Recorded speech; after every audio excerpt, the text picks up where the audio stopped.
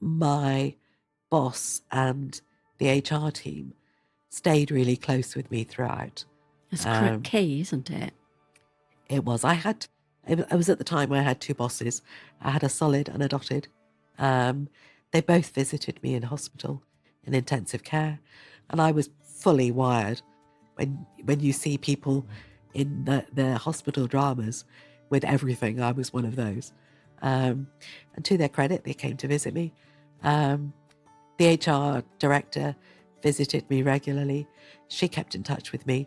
After intensive care, I spent 6 months in rehabilitation in a spinal cord unit at Stanmore.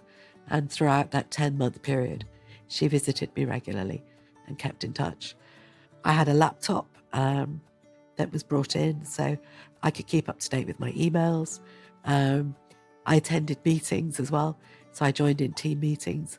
After the first, I guess, month or so, then I started to join team meetings on silent, but just so that I could hear what was going on. So that kind of sense of keeping in touch, of being in contact with the company was really important. Yeah. So you're signalling from the get-go, you were making it easier for the business to hear that work really mattered to you. Yeah. Which presumably then made it guess. easier for them to find the ways by which you could do that interface. Yeah.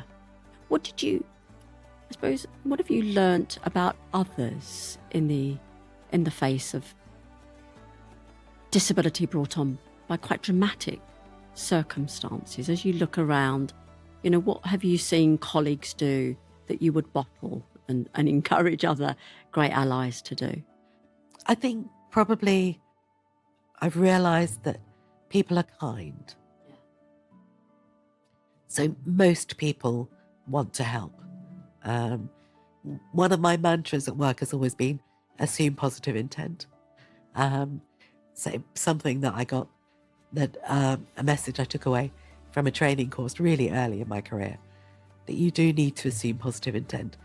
And so I think I realised that most people generate from a kind place.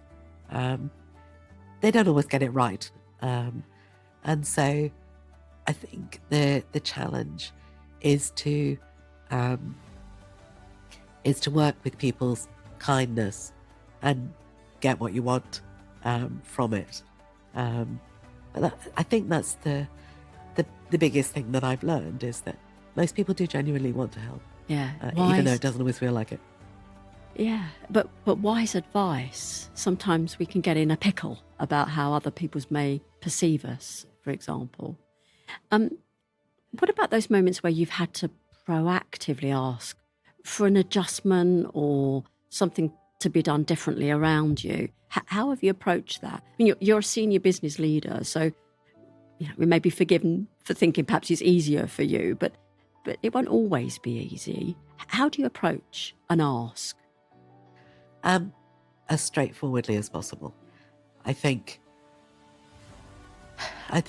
if in any situation, if you try to dress up what you need with kind of over-explaining, then it just gets uneasy for everybody. So I think I just try and do it as naturally as possible. So could you move the table, or could I have a different height table, or can you help me adjust it? I think the best thing with everybody is just to be dead straightforward. And I have been right from the very outset. I guess when you go back to the get me home, get me to work, that's been my approach right throughout. Yeah. Yep. There's very much a sense of the old Annette in the new Annette. Yeah.